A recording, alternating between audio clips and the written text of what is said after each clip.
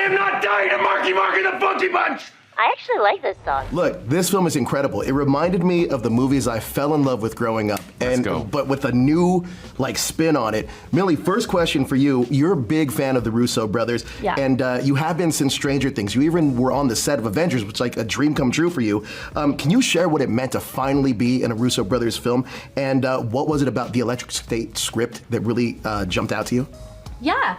I guess for me, after visiting the set with my dad and seeing the way that they would direct it, and actually like the family dynamic on set, because they bring all of their crew from each movie to the next, and so it's like a well-oiled machine. I had never seen anything like it. So not only did I kind of just want to be like another gear in the well-oiled machine, I was like, oh, I'd love to be in one of their movies.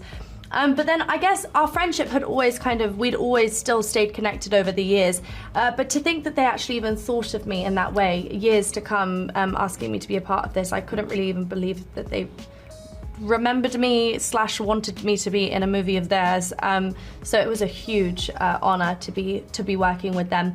And the reason I chose the film, oh gosh, I mean, honestly, it was because of them. I said they could have delivered me anything. I would have been an extra in the film if it meant that I got to work with them. So then when they brought the script in, and obviously I was Michelle, I was so flabbergasted. I couldn't believe that. That I got to be a part of it in such a beautiful way too. That is incredible, absolutely incredible. Now, Chris, you mentioned that creating Keats was a lot like building Peter Quill, mining pop culture references and memories of your own childhood.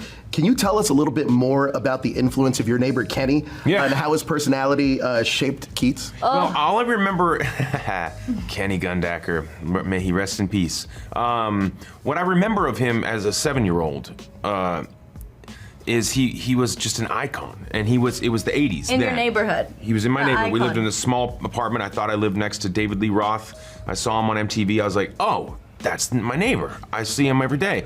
He used to jump around on a little mini trampoline in the backyard in like tiger striped stretch pants with like a tiny little electric guitar that he would just rip on. Period. And I was like, that's him.